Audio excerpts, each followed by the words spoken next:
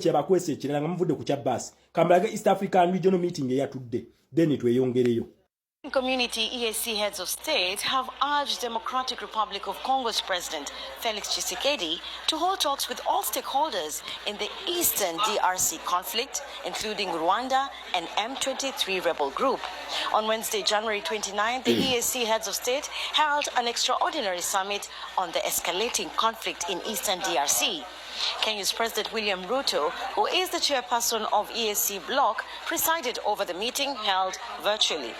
Besides Ruto, the summit was attended by Presidents Paul Kagame of Rwanda, Yoweri Museveni of Uganda, Samia Suluhu Hassan of Tanzania, Salva Kiir of South Sudan, Hassan Sheikh Mohamud of Somalia, and Evariste Ndayishimiye of Burundi. DRC's President Felix Tshisekedi, whose country is part of the EAC bloc, did not attend the summit, despite President Ruto confirming earlier in the week that the Congolese leader would attend. Later Wednesday evening, Tshisekedi addressed the nation saying, DRC will not allow itself to be humiliated or crushed, adding that a relentless effort is underway against M23 rebels and their sponsors with the aim of reclaiming every part of DRC's territory. President Tshisekedi also ordered the government to channel more financial resources to support the DRC army. He also urged young people to enroll in the military. Tshisekedi added that DRC's victory against M23 would be realized through unity, courage, and a sense of responsibility. The head of state further said the international community and the African Union had remained passive amid worsening security and humanitarian situation in eastern DRC. Tshisekedi's address came not long after the EAC heads of state's virtual meeting. In a statement, EAC leaders said on Wednesday the summit called for peaceful settlement of the conflicts and strongly urged the government of DRC to directly engage with all stakeholders, including the M23 and other armed groups that have grievances. The EAC statement added, the summit called on all parties to the conflict in eastern DRC to cease hostilities and observe immediate and unconditional ceasefire and facilitate humanitarian access to the affected population. The EAC presidents also resolved that a joint summit between the East African Regional Bloc and the Southern African Regional Bloc SADC would be held in the next few days to deliberate on the way forward.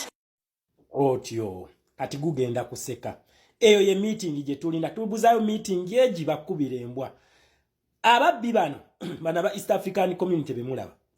ababuzabuza Tshisekedi wano nga beesiriwaza nti bakola meeting ezigenda okutaasa Kongo kumbe babbi be bali behind Kagame ne Museveni okutinkula emirembe mu Kongo kati Kagame olwamaze okuwamba yabyeganye naye kakati kuluna essaawa eno Kagame akugamba mbwakkiriza naye agenda kubeera meeting babeeremu bameka basatu naye galuli embwene ya Kagame badde egamba nti bo tagenda ku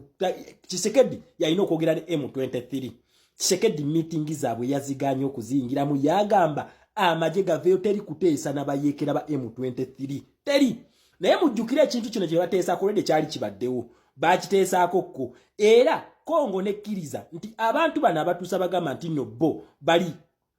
segregated oba tebasembeddwa nnyo ku keeki ya ggwanga kabateekene mu gavumenti waliwo abatuusa bali mu ggwanga mu gavumenti ya Kongo waliwo abatuusa bali mu magye ga Kongo naye Tshisekedi Kagame olw'okubanga alina personal interest ze ne Museveni baasalawo era batinkula olutalo musimanyi babakolako ebigambo byaki bakozesa ebigambo ebibasosola naye ani asinga embwa ya Museveni okusosola abantu ng'ekola mu lugambo negamba mu group wetinja batta nti abaganda simanyi muli kino ani asinga embwa ya Museveni eyo okitegeera naye kati agambu bano babogerako nga bakozesa olulimi olusosola mukyekyabaleetera okulwana kakati Tshisekedi agamba lutalo teri kirala kati tubuzayo meeting ya East African Community Bloc ne SADC Bloc ebamala okuteesa what next Kagame nabagambye alina 5% obutakubwa lwaki alina okukwata amajege gonna agali mu ggwanga lya Kongo agajjeyo senga takikola agenda kukubwa. Then number 2 senga agajjayo bwati bagenda kukwata abahutu bonna abali mu ggwanga lya Kongo babazze Rwanda abahutu bonna bagenda bazze Rwanda. This is Kagame's greatest fear abahutu okudde ewaabwe jukira abahutu bano bangi nnyo okusinga abatuusi kubanga ebannannyini nsi eyo okitegeera bakugamba bano abahutu contributing 80% of Rwanda's total population naye abadisplacing bali eyo kati abati okuddayo akimanyi kyekiddako bano bakozeemu kasente balina military training buli kimu bakirina Kagame akiraba end of him naye ngene embata ye Uganda yo tugirina kati Kagame kye yakoze abantu bano be yakutte yabayisiza mu Uganda you are part of the operation egenda maso mu Rwanda bagenda bakuba nkiddamu bagenda bakubira embwa ya Uganda n'eye Rwanda zigenda kutokota eyo basi ezo ze mwalabye